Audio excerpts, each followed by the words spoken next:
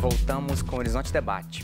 Hoje, os nossos convidados avaliam o ensino superior no Brasil, a faculdade do seu filho, do seu neto. Professor Gustavo, em meio à inquietação do professor Marcos, por favor. Deixa eu compartilhar aqui algo que eu tenho aprendido muito com os americanos. A gente aqui no Brasil não tem a cultura de medir o que a gente faz. A ENAD é um dos indicadores de performance diante de infinitos que a gente pode estabelecer para o ensino superior. Quando a gente trata de ENAD, que é uma avaliação de resultado, e de CPC, que é uma avaliação de processo, ou das avaliações que o INEP faz frequentemente nas instituições de ensino superior, a gente está analisando, pegando o ENAD, se o aluno aprendeu ou não, né? Os americanos medem absolutamente tudo que se propõem a fazer com indicadores muito específicos. Quando a gente fala de aprendizagem dos alunos, e quando eu falo, poxa, a minha instituição tem como missão melhorar a empregabilidade dos alunos, ou fazer com que eles aprendam tecnicamente, ou que sejam cientistas, pesquisadores. Cada um tem que ter uma missão, e dentro dessa missão você tem que identificar indicadores que meçam isso aí.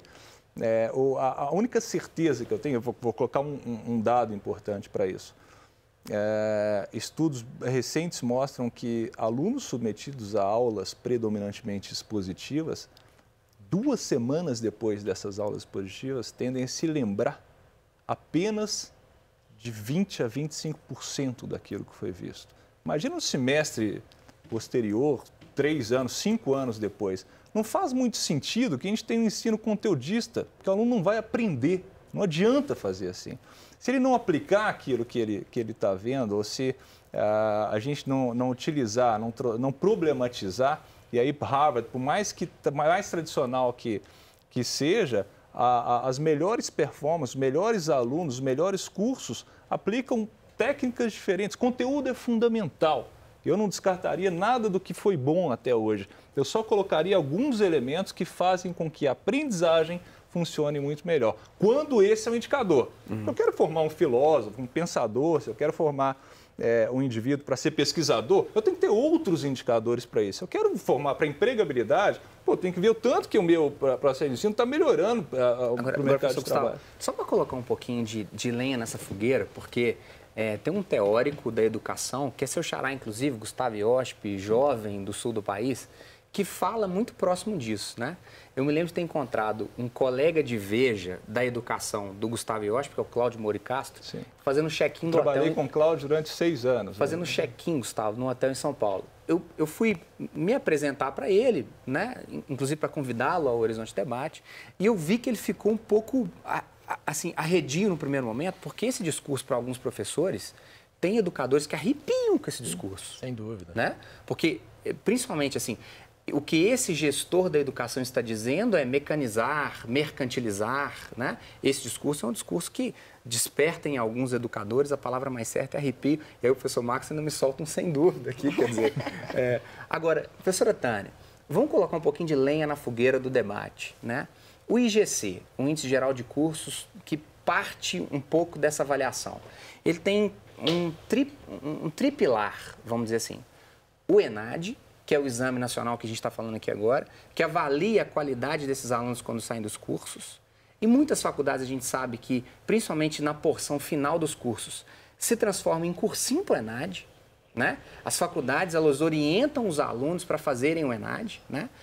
A estrutura da faculdade é uma avaliação também, mas aí, assim, bibliotecas itinerantes, sabe essa ideia da biblioteca itinerante? Assim, eu tenho um caminhão-biblioteca, eu paro na porta da faculdade e avalio aquilo ali. Aí depois esse caminhão-biblioteca vai para outro outro campus da universidade. Isso é fraude. É fraude. Isso é fraude. Isso né? E a estrutura do professor, né? A titulação dos professores. Muitas dessas faculdades particulares pagam o mínimo que é possível para o mestrado e para o doutorado, e algumas vezes até em apropriação indébita disso. O professor ele recebe parte na carteira, depois não recebe. Quer dizer, a base dessa avaliação, professora Tânia, você disse que havia concordado, a base dessa avaliação, ela abre muito espaço para fraude. Né? É lógico. Com certeza, né, nas questões das avaliações, in loco, que elas são as que podem, de fato, cercar, né, qualquer fraude nesse sentido, o avaliador ele está apto a comunicar imediatamente ao INEP e há casos, inclusive, até de algum tipo de punição ou alguma diligência nesse sentido. Mas eu acho que a avaliação in loco, hoje, no sistema, no âmbito dos SINAES, que é o Sistema Nacional de Avaliação da Educação Superior, ela é uma possibilidade condicionada ao resultado do CPC. Aí, se você me permite, eu gostaria de voltar, né, à discussão do professor Gustavo com relação à métrica.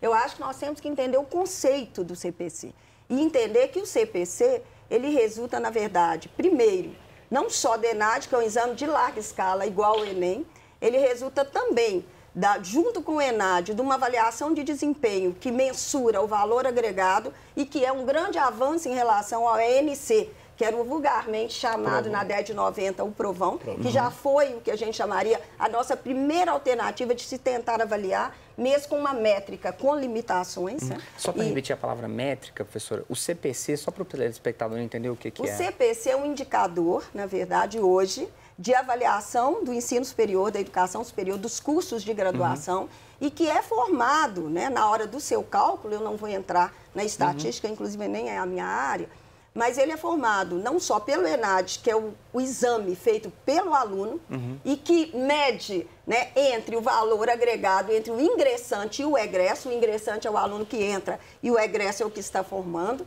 Mas, além disso, o CPC também leva em consideração os insumos, que é o corpo docente. Esses insumos, eles são retirados do censo do ensino superior. Esses docentes são avaliados mediante regime de tempo integral, regime de tempo parcial e a carga, além disso, a titulação, se doutores ou mestres, e, finalmente, a percepção, né, do aluno, né, do seu processo formativo. Nessa percepção entra a organização pedagógica e também a infraestrutura. Então, dentro do que nós temos hoje como elementos no âmbito dos SINAES, e claro, né, obviamente, temos instituições de ensino superior e instituições, levando aí dentro das nossas categorias, né, universidade, faculdade e centro universitários, você tem aquelas que se dedicaram, né, e praticamente compraram, né, esse processo de mercantilização desde a expansão recente, principalmente depois dos anos 2000, do ensino superior no Brasil, e aquelas que ainda têm essa preocupação, que, no meu ponto de vista, sou muito convergente com essa visão do professor, a universidade que realmente pratica a reflexão, que tenta estimular o aluno, né, a questionar a verdade absoluta, né, sairmos daquele campo comum do l'état c'est moi, porque no modelo, se a gente pegar um modelo de criação das universidades europeias, por exemplo, e eu tive como professor a oportunidade de fazer um sanduíche de um ano com bolsa da CAPES na LSI, na The London School of Economics, e, pelo menos a minha experiência, o que eu vi nela em outras universidades europeias, ainda há espaço para reflexão. Como eu estava conversando com o professor Marcos, o Pacto de Bolonha vem sendo questionado até desse ponto de vista, porque termino minha fala dizendo, precisamos sim reformular o processo ensino-aprendizagem. Né? Temos alunos do século XXI, né, com salas aí do século XX, professores do século XIX, mas quem vai fazer essa reformulação se ela começa na base? Que professores hoje a licenciatura oferece para serem, na verdade, eu diria aí, professores de vanguarda na ponta para fazer essa revolução. Se os professores que nós temos ainda, né, do ponto de vista da formação, estão se graduando em licenciaturas com essas limitações, porque nem todos estão se graduando e tendo a oportunidade de fazer, né, o seu após stricto sensu em universidades, né, na verdade, de ponta. Professora Tânia, eu acho que indo até um pouco mais além, em tempos onde a gente discute a qualidade da carne que a gente come, que a gente não sabe qual que é, a gente sabe que ela é muito ruim, mas que a avaliação e a certificação da carne foi corrompida. Sanitária, foi né? corrompida, Exatamente. né? Então a gente está comendo um trem que tem lá a certificação, mas na verdade foi corrompida. O meu incômodo é pensar que os instrumentos para medir a educação hoje no Brasil, eles são instrumentos tão questionáveis quanto essa qualidade da carne que a gente está falando aqui agora. Porque esse tripé, ENAD, estrutura e titulação, é um tripé complexo demais. Mas porque, às vezes, o sujeito está pagando para o filho dele, está ralando a beça, é dessa classe trabalhadora que conseguiu comprar, de certa forma, o tempo livre dos filhos. Esse cara está desembolsando R$1.500, R$2.000 para que o filho dele faça uma faculdade particular, a oportunidade que ele não teve, e chega uma hora em que esse menino está formando em direito, ele é um fazedor de prova tanto do ENAD quanto da prova da OAB. Ele vai ter que aprender a trabalhar depois, muito depois disso, professor Marcos. E tem um aspecto interessante nessa direção que eu acho que nós consideramos pouco. Por exemplo, recentemente nós assistimos uma expansão significativa da oferta de vagas no ensino superior no Brasil, seja na universidade pública ou na universidade privada. Universidade privada, inclusive, com fortes aportes dos recursos públicos. Eu acho que isso não deve ser negligenciado. Agora, uma coisa que nós esquecemos com frequência é que uma parte significativa dessa população que chegou na universidade, ela não precisa só da universidade, ela não precisa só da aula, ela não precisa só da aula. Ela precisa também de condições para poder viver, fazer e cursar a universidade. Ou seja, se nós não falarmos de assistência estudantil, por exemplo, né, um contingente enorme de alunos que não tem dinheiro para transporte, não tem dinheiro para alimentação, não tem dinheiro para compra de material, para fotocópia, que é uma prática que nós vimos, segundo eu penso, inclusive banir. Né? Mas esses alunos, muitos desses alunos não têm condições de enfrentar o curso superior. Eles estão dentro da universidade, eles entraram por um conjunto de políticas afirmativas, mas eles não têm condições de estar ali. Se nós não pensarmos nisso, não adianta ficar avaliando o final do processo, porque tem ruído no processo. Vamos voltar a essa discussão no terceiro bloco? E será que é importante fazer reunião de pais para meninas de 17 anos que estão começando a faculdade de Direito? Vamos para um breve intervalo. Até daqui a pouco.